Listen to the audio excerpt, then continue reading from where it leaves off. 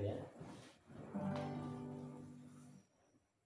Shalom buat sahabat kami, keluarga kami dimanapun saat ini berada.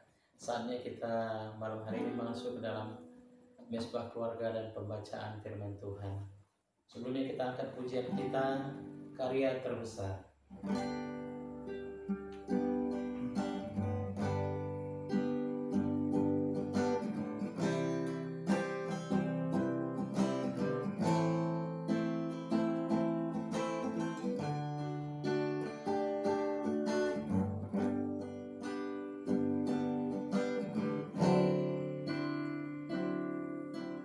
Kasih yang terindah,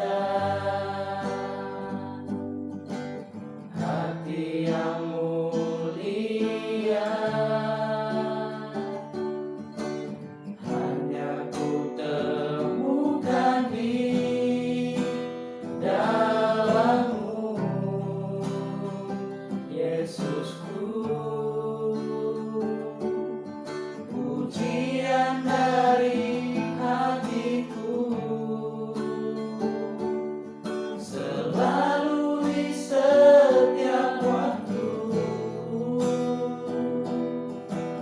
tiada pernah berubah kasih-Mu. Karya terbesar dalam hidupku, pengorbananmu yang selamatkanku. Engkaulah harta yang tak ternilai, yang ku miliki dan ku hargai. Yesus, Engkau ku kagumi. Kita angkat sekali lagi ya. Kasih yang terindah, hati yang mulia, hanya ku temukan di dalam-Mu, Yesusku. Pujian dari hatiku selalu di setiap waktuku, tiada pernah berubah kasih-Mu. Karya terbesar dalam hidupku, pengorbananmu yang selamatkanku. Engkaulah harta yang tak ternilai, yang ku miliki dan ku hargai.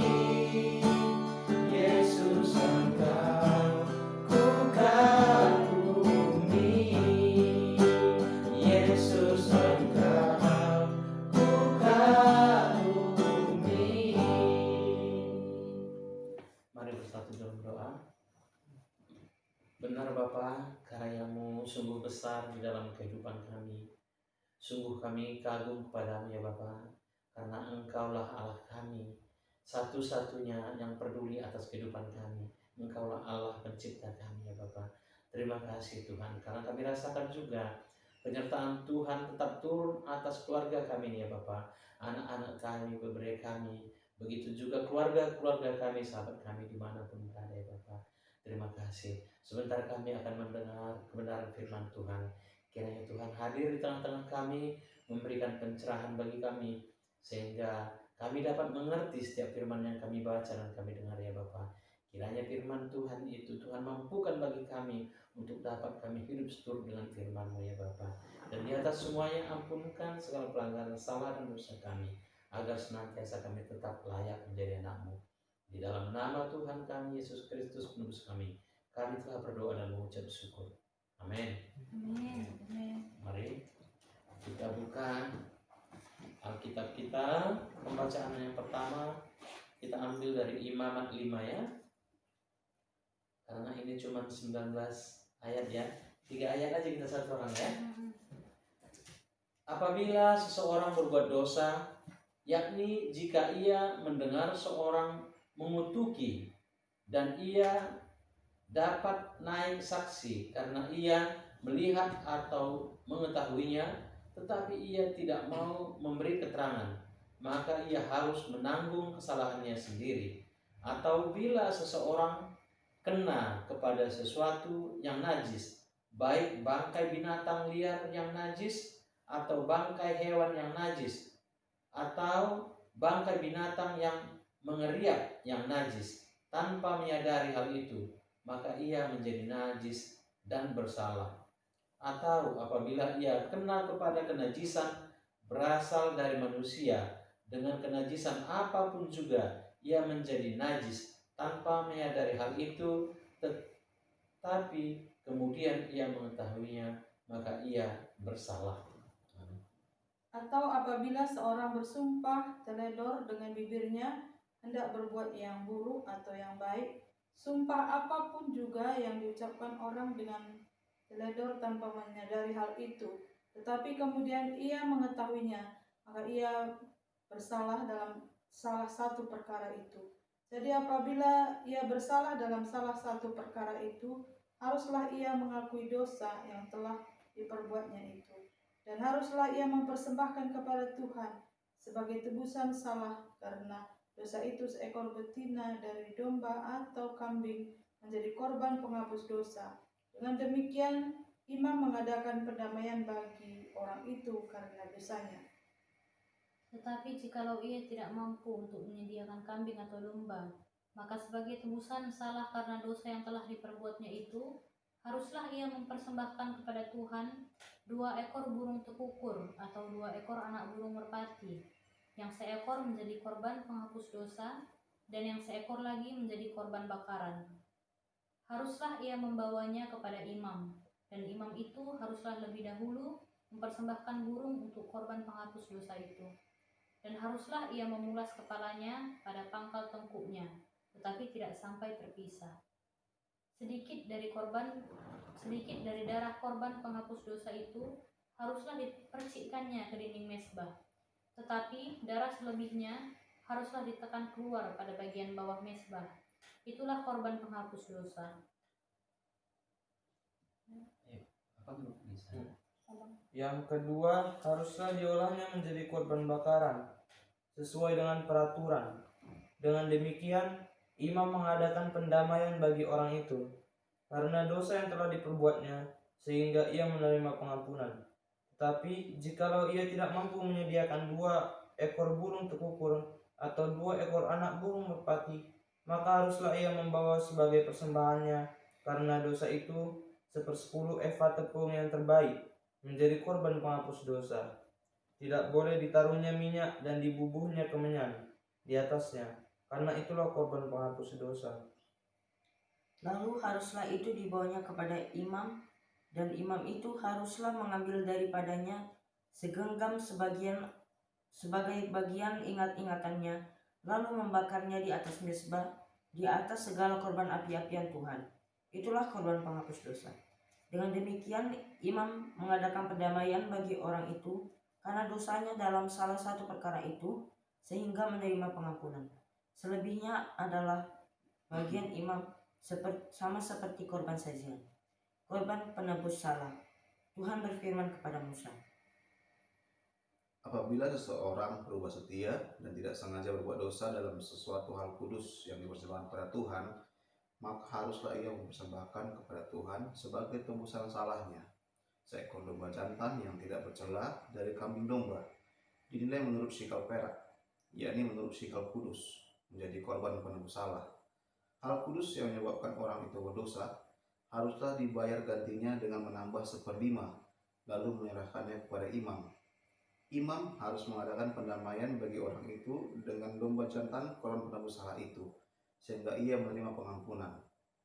Jikalau seseorang berbuat dosa dengan melakukan salah satu hal yang dilarang Tuhan tanpa mengetahuinya, maka ia bersalah dan harus menanggung kesalahannya sendiri. Lanjutkan aja aku. Haruslah ia membawa kepada imam seekor domba jantan yang tidak bercela dari kambing domba yang sudah dinilai sebagai korban penebus salah. Imam itu haruslah mengadakan pendamaian bagi orang itu karena perbuatan yang tidak disengajanya dan yang tidak diketahuinya itu, sehingga ia menerima pengampunan. Itulah korban penebus salah. Orang itu sungguh bersalah terhadap Tuhan. Ya, sampai di sini selanjutnya kita masuk dalam perjanjian baru, yaitu Kisah Para Rasul 6 ya. Ini pun 3 ayat dan 1 orang ya. Kisah Para Rasul 6. 7 orang dipilih untuk melayani orang miskin. Pada masa itu, ketika jumlah murid makin bertambah, timbullah sungut-sungut di antara orang-orang Yahudi yang berbahasa Yunani terhadap orang-orang Ibrani, karena pembagian kepada janda-janda mereka diabaikan dalam pelayanan sehari-hari. Berhubung dengan itu, ke-12 rasul itu memanggil semua murid berkumpul dan berkata, "Kami tidak merasa puas karena kami melalaikan firman Allah untuk melayani meja. Karena itu, saudara-saudara, pilihlah 7 orang dari antaramu yang terkenal baik dan yang penuh roh dan hikmat, supaya kami mengangkat mereka untuk tugas itu. Dan supaya kami sendiri dapat memusatkan pikiran dalam doa dan pelayanan firman."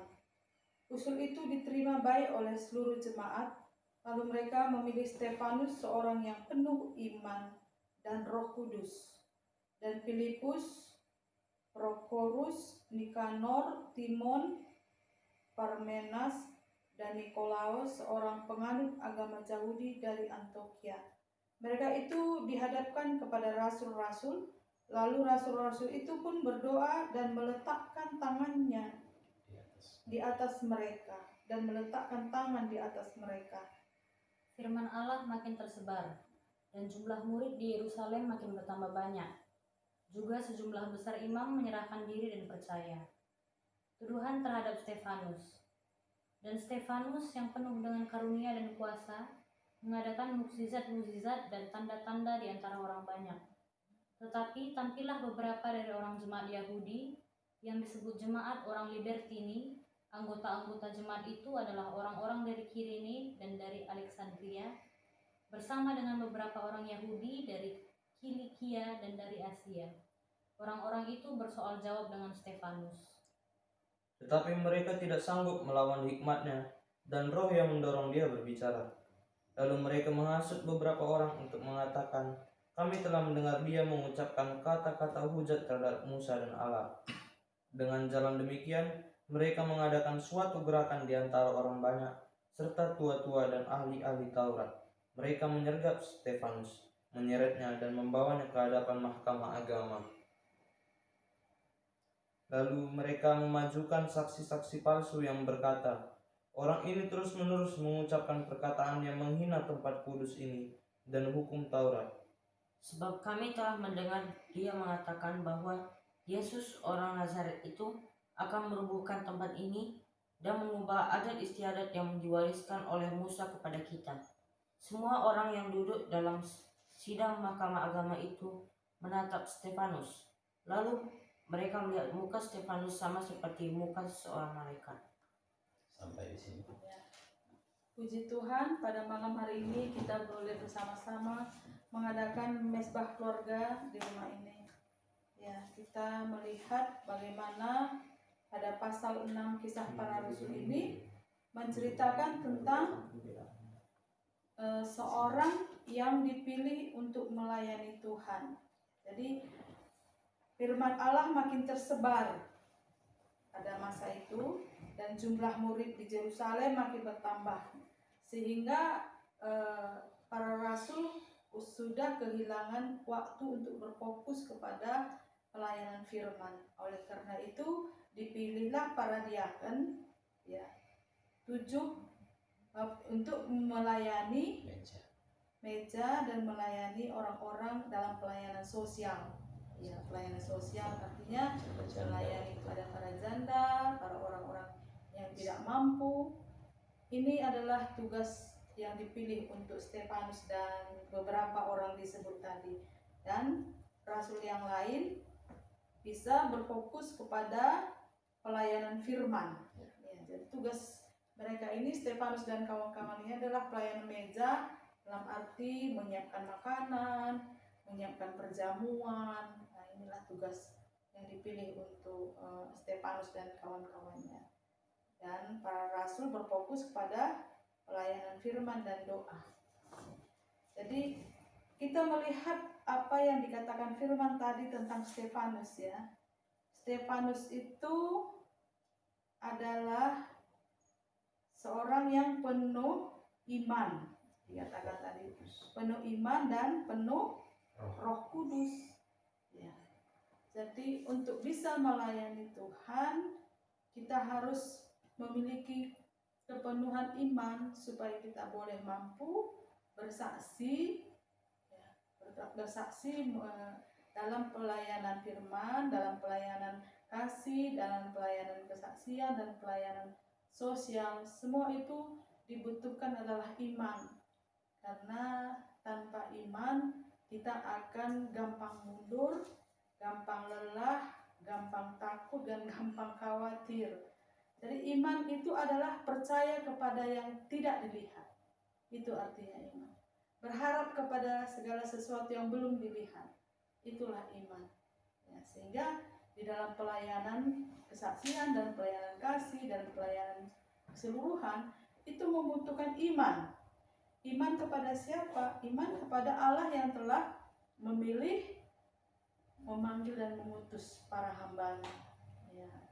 Karena dalam pelayanan penuh dengan tantangan, penuh dengan godaan dari diri kita sendiri juga. Kadang kita lemah, gampang bosan mungkin, sudahlah bukan bagian saya, atau mungkin menyerah, tersinggung atau hal-hal yang lain. Banyak hal-hal yang akan kita hadapi dalam pelayanan kepada kerajaan Allah. Tetapi jika kita penuh dengan iman, maka kita akan berfokus pada Tuhan, berfokus pada Allah, bukan berfokus pada masalah, bukan berfokus pada masalah dan bukan berfokus pada diri kita, tapi berfokus kepada Allah. Karena Allah yang telah memilih, memanggil dan memperlengkapi dan mengutus kita. Oleh karena itu kita yakin, seperti tantangan-tantangan dihadapi para rasul, ditolak, dihina, ya, sama halnya yang dialami oleh Stefanus ini ya. Dikatakan tadi bahwa dia dituduh oleh ahli Taurat dengan membawa berita untuk melemahkan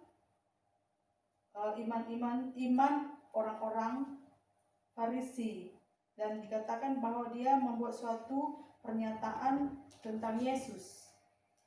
Jadi inilah, di saat-saat seperti inilah kita membutuhkan iman dalam menghadapi tantangan dalam pelayanan. Dan yang kedua tadi, penuh dengan Roh Kudus. Karena Roh Kudus itu adalah roh kebenaran. Roh Kudus itu adalah roh hikmat yang datangnya daripada Tuhan, yang akan membawa kita kepada seluruh kebenaran Allah. Dan melalui kuasa Roh Kudus kita diberikan Allah hikmat untuk dapat kita melakukan mana yang harus kita lakukan, mana yang tidak kita lakukan, mana yang benar di hadapan Tuhan, dan mana yang harus kita tinggalkan. Inilah roh kebenaran, roh hikmat yang datangnya daripada Tuhan, yang akan memenuhi para hamba-hamba Tuhan untuk bisa melayani Tuhan sesuai dengan kehendak Tuhan sendiri, bukan kehendak kita ya. Karena yang memanggil kita itu adalah Allah, dan yang memperlengkapi kita adalah Allah, dan yang mengutus kita adalah Allah.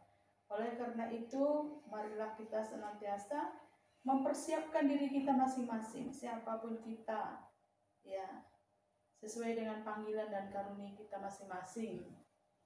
Lakukanlah apa yang diperintahkan oleh Tuhan kepada kita, bukan menurut kehendak kita, tapi kehendak Allah yang telah memanggil, memperlengkapi dan mengutus kita. Terpujilah Tuhan.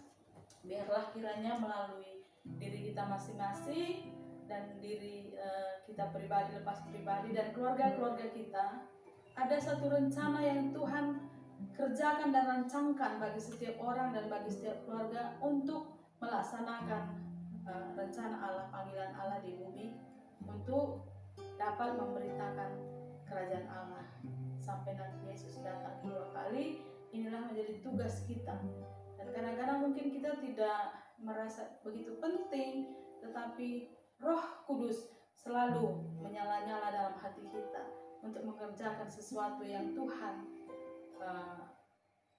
kerjakan dalam diri kita, dalam diri keluarga kita. Terpujilah Tuhan, kiranya melalui mesbah keluarga ini nama Tuhan ditinggikan dan dimuliakan dalam kehidupan kita pribadi lepas pribadi dan keluarga kita. Amin. Amin. Haleluya. Ganti lagunya. Ku sembah Kau Allahku ya.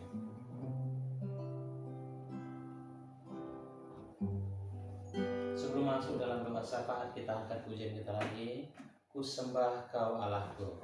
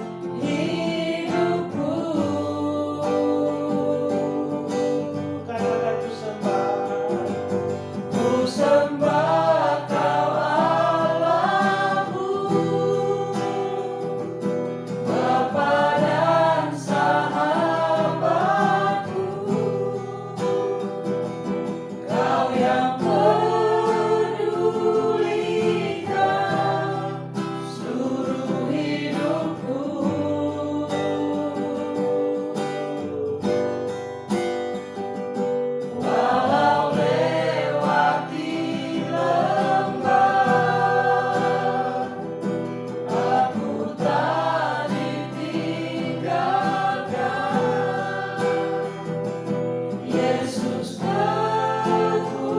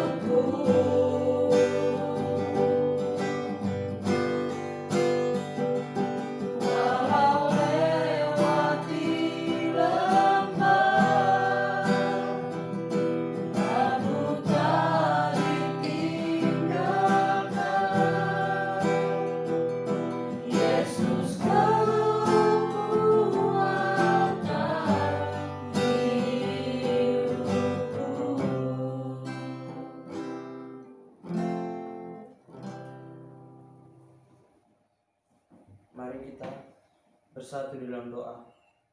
Ya Allah Bapa kami yang bertata di dalam kerajaan surga, Yesus dan juga Roh Kudus Tuhan kami. Terima kasih Tuhan karena Engkau masih memberkati dan masih memberikan nafas kehidupan kepada kami hingga pada saat ini ya Bapa.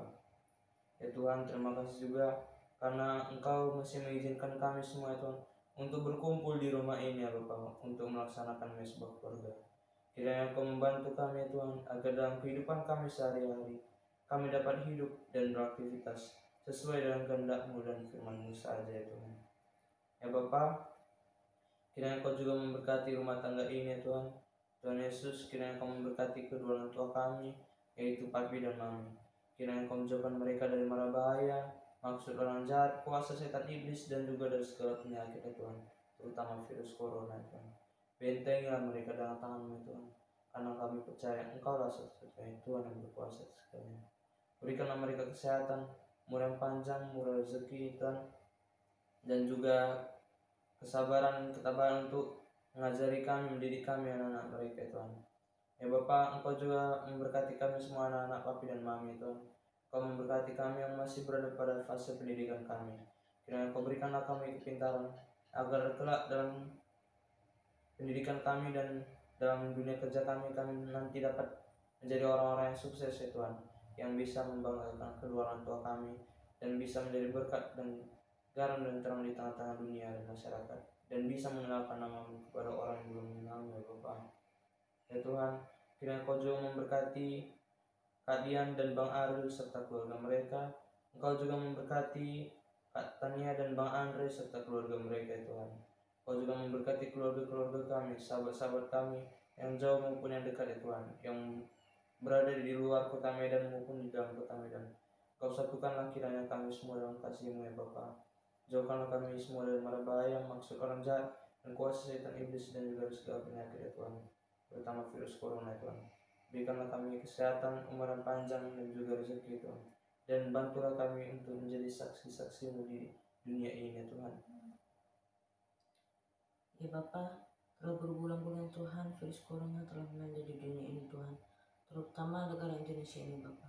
Ya Bapa, kami mohon kepadamu ya Tuhan, agar cepat Engkau akhiri pandemi virus corona ini Tuhan, agar kami dapat melakukan kegiatan dan aktivitas kami kembali normal seperti biasanya Tuhan.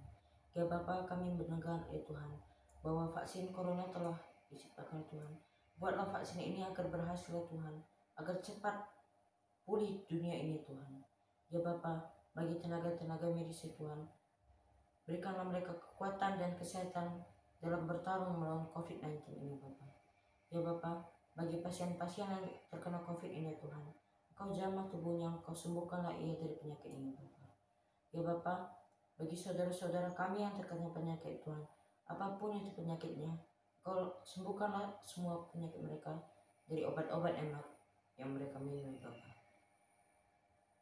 Terima kasih Bapak buat kesempatan yang indah ini Bapak. Kami dapat berkumpul di tempat ini Bapak untuk kembali memuji dan menyembah nama Tuhan. Bapak, kami juga tidak lupa Bapak, kami khusus berdoa Bapak buat bangsa dan negara kami Bapak. Tuhan, Kau yang melihat keadaan negara dan bangsa ini Tuhan. Tuhan, Kau yang pulihkan Bapak, Kau yang berkati negara ini Bapak. Kami berdoa buat Presiden negara kami Bapak, jajaran-jajarannya Bapak, mulai Presiden, Wakil Presiden, Gubernur, Bupati, Wakil DPR Bapak, Bapak yang berkati mereka Bapak, Kau yang pimpin mereka Bapak. Setiap kebijakan yang mereka ambil Bapak, dapat memuliakan nama Tuhan, yang baik bagi kami Bapak, masyarakat negara Indonesia Bapak. Bapak, kami juga mau berdoa Bapak, Kau melihat perkembangan corona di Indonesia Bapak, kiranya Tuhan yang basmi Bapak, Tuhan yang pulihkan negara ini Bapak dari segala virus-virus penyakit corona ya Bapak. Terima kasih Bapak. Ya Tuhan, ya Allah kami yang Maha Kudus dan Maha Mulia dan Maha Agung, kami panjatkan doa dan permohonan kami dari rumah ini Tuhan, ke hadapan-Mu, tahta-Mu, suci-Mu, surga-Mu mulia. Pandanglah kami Tuhan, dengarlah kami dan dengarlah seruan kami Tuhan. Doa-doa kami dan permohonan kami Bapa, kiranya melalui mesbah keluarga ini Tuhan, terpujilah nama-Mu. Kiranya damai sejahtera dan sukacita tercurah bagi keluarga-keluarga kami, tercurah bagi bangsa ini Bapa, sehingga kasih kemurahan dan kebaikan-Mu nyata dalam kehidupan kami pribadi lepas pribadi dan keluarga-keluarga kami. Kau juga memberkati seluruh keluarga kami dan saudara-saudara kami yang terkena imbas COVID ini Tuhan. Engkau pulihkan, Engkau lawat mereka, dan yang terkena PHK Bapa, Engkau berkati dan mereka mendapatkan solusi yang terbaik untuk pemulihan ekonomi keluarga kami dan seluruh keluarga-keluarga yang ada di tengah-tengah bangsa ini. Kau juga memberkati Tuhan bangsa kami dan memberkati gereja-gereja Tuhan. Kiranya melalui gereja-gereja Tuhan, kuasa kasih-Mu boleh disaksikan, kebaikan-Mu boleh dinyatakan, dan roh-roh agamawi yang mengikat di tengah-tengah bangsa ini Tuhan Kau insafkan, Kau jauhkan semua itu dari bangsa ini Tuhan, sehingga kami boleh leluasa beribadah dan menyembah Engkau Tuhan melalui hikmat dan kepintaran kepada pemimpin kami Tuhan. Mereka boleh mengaturkan dan mengelola bangsa ini sesuai dengan rencana dan kehendak-Mu saja. Terpujilah nama-Mu Bapa dari keluarga kami. Bapa, kami hamba-Mu serahkan dalam tangan-Mu keluarga ini, anak-anak hamba-Mu yang sudah berumah tangga bersama menantu hamba-Mu Tuhan. Tuhan, kiranya kasih dan kemurahan-Mu menyertai rumah tangga anak-anak hamba-Mu. Berikanlah rezeki dan segala doa dan harapan mereka Bapa sesuai rencana dan kehendak-Mu Tuhan, sehingga mereka boleh beroleh sukacita dan beroleh kebahagiaan dari berkat-berkat yang Kau curahkan bagi rumah tangga anak kami. Kau juga memberkati Taro dan Lionel masa depannya. Tuhan, ada di dalam tangan kasih kuasa dan penyertaan-Mu. Tuntunlah kedua putra kami ini Tuhan sesuai dengan rencana-Mu demi kemuliaan nama Tuhan. Bapa, sebentar kami akan istirahat. Kami serahkan tidur kami malam ini di dalam tangan-Mu. Kau membangunkan kami besok pagi dalam keadaan damai sejahtera. Secara khusus Tuhan kami berdoa buat menantu kami Andre yang sudah mendapatkan pertambahan umur ulang tahun pada beberapa hari yang lalu Tuhan. Kiranya Engkau memberikan tetap kesehatan kepadanya, dengan kepadanya hikmat, rezeki, berkati pekerjaannya Tuhan, berkati kesehatannya dan umur yang panjang Bapa, dan bisa menjadi imam di tengah-tengah rumah tangganya Bapa. Inilah doa dan permohonan kami bagi anak kami Andre Bapa. Terpujilah nama-Mu. Dalam nama Yesus kami berdoa dan mengucap syukur. Amin. Amin. Terpujilah Tuhan, saudaraku. Pada malam hari ini kita sudah melakukan mesbah keluarga. Kiranya melalui keluarga-keluarga kita terpuji nama Tuhan, dan kekuatan yang Tuhan letakkan dalam keluarga boleh membangun kota dan negara ini. Shalom, Tuhan memberkati. Kita lanjutkan dengan acara Happy Birthday. Bikin nyanyinya dulu Kak. Lanjut itu. Iya, biar aja. Mantisnya mana aku? Itu di meja telepon ada mantis sambil. Iya, Mbak. Oh ada. Iya, udah. Ada di sini aja lah yang ulang tahun. Nggak perlu pula kita yang Sini abang kurang sini, mari bantu adek ini ya di bang. Abang, abang. Sini. Ada di sini. Bikin lagu-lagu Ada ya? rohani. Hah? Situ ada apa-apa. Lagu rohani yang mengulang apanya. Kecil itu kuliahnya.